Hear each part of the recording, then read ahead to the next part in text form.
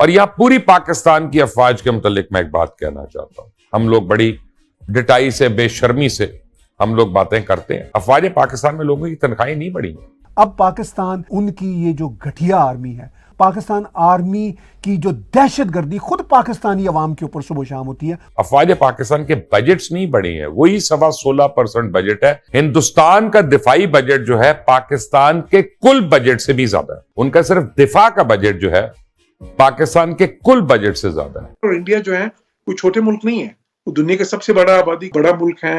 ایک responsible behave کریں بجائے اس کے کہ جو ہے جنگ کی طرف چلے جائیں. پاکستانی آرمی دہشت گردی کے علاوہ کوئی کام کرنا نہیں جانتی. لیکن ابھی تک نہ ہماری مسجدوں سے اذانیں دی جا رہی ہیں، نہ ہمیں سول ڈیفنس نے بتایا کہ سائرن بجے گا تو ہم نے کیا کرنا، نہ ہمیں کہا جا رہا ہے کہ بلیک آؤٹ کرنا یا یہ کرنا وہ کرنا. بے خوف ہو کے سوئیے گا، بے خطر ہو کے سوئیے گا، کیونکہ جنگ کے بادل منڈلا رہے ہیں. آج رات ہو سکتا ہے ہندوستان رات کے اندھیرے میں ہم پہ حملہ کر دے. دو چیزیں جو آپ ان کے یوٹیوبرز کے منہ سے سنتے ہوں گے کہ ہمارے پاس رفائل ہے اور ہمارے پاس برہموس ہے. یہ ان کا سپرسونک میزائل جو ہے برہموس، جو میک پتہ نہیں 7 یا 8 کی سپیڈ پہ ٹریول کرتا ہے، فاسٹر دین ساؤنڈ. مجھے اس کی ڈیٹیلز نہیں پتا. نیول چیف سے مودی صاحب کی ملاقات ہے، اس کا مطلب ہے کہ نیوی کی طرف سے حملہ ہونا ہے پاکستان پہ. ہیلو دوستو، نمسکار. راج سماچار میں آپ سبھی کا سواگت ہے. دوستو بھارت سے جنگ کے خوف میں راتوں کی نیند اڑائے پاکستانیوں نے اب پاک فوج کو بھارت کے آگے ننگا کر دیا ہے. ہمیشہ بھارت کو ایٹم بم کی دھمکی دینے والے پاکستان کے اب بھارتی فوج کے تیور اور تیاریاں دیکھ بھکاری پاکستان نے پاکی فوج کو ہی کوسنا شروع کر دیا ہے. پاک میڈیا نے پاکستانی فوج کو لائیو ٹی وی پر ننگا کر پاکستانی فوج کی بھکاریوں ایسی حالت کی پول کھول دی ہے. پاک میڈیا کا کہنا تھا کہ جتنا بھارتی فوج کا بجٹ ہے اتنا بجٹ تو پورے پاکستان کا نہیں ہے. آج پاک فوج میں پاکی آرمی دانے دانے کو محتاج ہے، تو بھارت سے جنگ کیسے کرے گی؟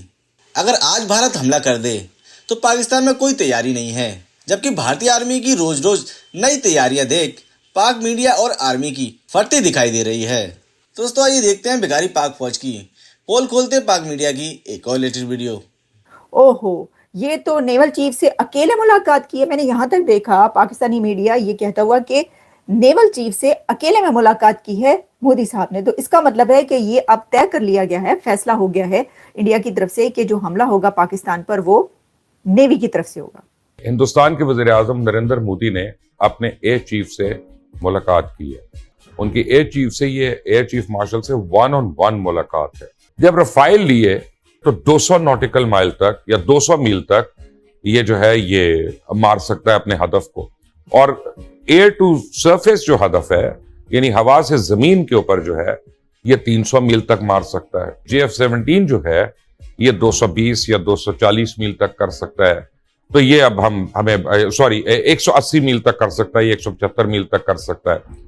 تم اپنے ہدف کو شکار بنا سکتا ہے. یہ رفائل جو ہیں یہ پاکستان کے اوپر ہمیں فتح دیں گے اور ہم پاکستان کو اڑا دیں گے خدا نہ خواستہ، یعنی ان رفائل طیاروں کی مدد سے.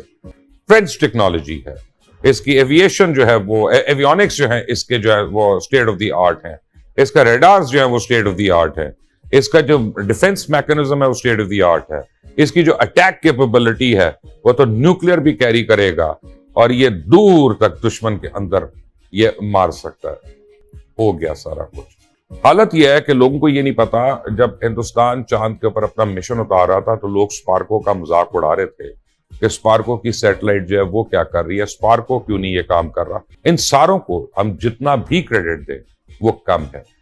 اب اس میں کیا ہو رہا ہے کہ ہندوستان کے پاس جو اس وقت اس کی دو چیزیں جو آپ ان کے یوٹیوبرز کے منہ سے سنتے ہوں گے کہ ہمارے پاس رفائل ہے اور ہمارے پاس برہموس ہے. یہ ان کا سپرسونک میزائل جو ہے برہموس، جو میک پتہ نہیں 7 یا 8 کی سپیڈ پہ ٹریول کرتا ہے، فاسٹر دین ساؤنڈ. مجھے اس کی ڈیٹیلز نہیں پتا کہ اگر برہموس میزائل بھی خدا خاصہ کو پاکستان میں مارتا شاید 1-2 نکل جائے. اب ان میزائل نکل بھی جاتے ہیں. ابھی یوکرین نے جب اتنے زیادہ مارے تو رشیا کے اپنے S-400 جو سسٹم تھا وہ اس کو نہیں روک سکا. کچھ اندر بھی گئے، لگے بھی. کوئی میزائل کبھی کوئی آئرن ڈروم جو تھا اسرائیل کا اس کے اندر سے بھی نکل گئے. یہ تو ڈیپینڈ کرتا ہے، کوئی نہ کوئی تو نکلے گا. ایسا لگ رہا ہوتا ہے کہ پتہ نہیں جنگ ہو یا نہ ہو. یہ فیصلہ نریندر مودی صاحب نے اور پاکستان کے جو کرتا دھرتا ہے انہوں نے کرنا ہے. पहलगाम में जो कुछ हुआ, मेरे ख्याल में वो किसी तरीके से भी जस्टिफिकेशन उसकी नहीं है। इनोसेंट लोगों को मारना कहीं पे भी हो, कोई भी मारता है वो दहशतगर्दी है, कुल्ली दहशतगर्दी है।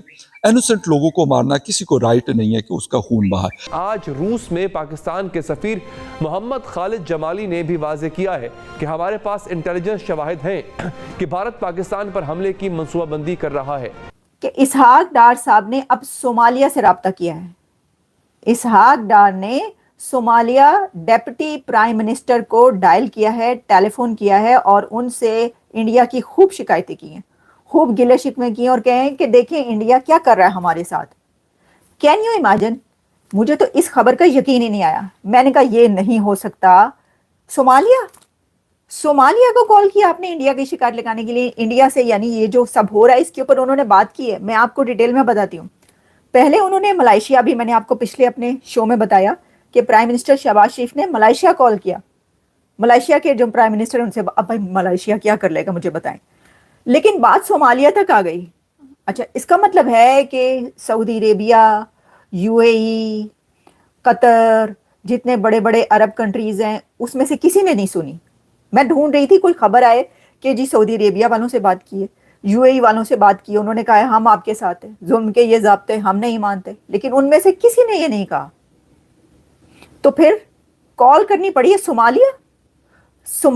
अनबिलीवेबल। और मैं आपको बताती हूँ मैंने खबर कहाँ पे सुनी और कैसे सुनी। ये व्हाट्सएप पे चल रहा है और हम आपको खबर ही सुनवाई देते हैं। ये सुनिए जी जरा। हेडलाइंस आप जान चुके हैं। खबर देंगे आपको। नायब वजीर आजम और वजीर खारजा इसहाक डार ने सोमालियन हममनसब अब्दुल सलाम आबिद अली को टेलीफोन किया है। इसहाक डार ने सोमालियन हममनसब को भारत के बेबुनियाद प्रोपेगेंडे और यकतरफा इक़दामात से आगाह किया। सोमालियन वजीर खारजा ने कशीदा सूरत हाल पर इज़हार तशवीश करते हुए तनाज़ात को सिफारती ज़राए से हल करने पर जोर दिया है। दोनों रहनुमाओं ने सलामती काउंसिल के 2 गैर मुस्तकिल अरकान के तौर पर ताउन को मजीद मजबूत और मरबूत बनाने पर जोर दिया। अब ये जो हंसी लगाई है ना, ये मैंने नहीं लगाई, ये इसी तरह चल रही है, इसलिए मैंने आपको सुना दी। बात है हंसी वाली। मैंने आपको कहा कि ये अनबिलीवेबल है कि आप सोमालिया क्या कर लेगा। देखें, यानी अब मैं आपको बताती हूँ क्या ये जी ministry of foreign affairs Pakistan की तरफ से ये कहा गया, deputy prime minister, foreign minister, senator Mohammad इसहाक डार साहब जो हैं today held A telephonic conversation with deputy prime minister भी नहीं, सोमालिया के भी डेप्यूटी प्राइम मिनिस्टर से बात की। अरे यार, सोमालिया ही कर रहे थे कॉल, तो प्राइम मिनिस्टर से कर लेते हैं उनकी बात।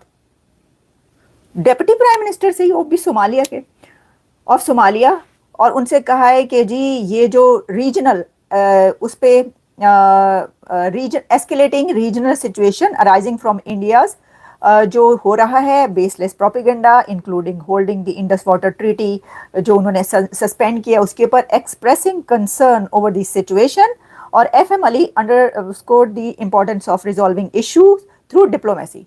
तो डिप्लोमेसी की जो रिक्वेस्ट गई है पाकिस्तान की तरफ से, वो किसको गई है, किसके यहाँ गई है? सोमालिया के यहाँ।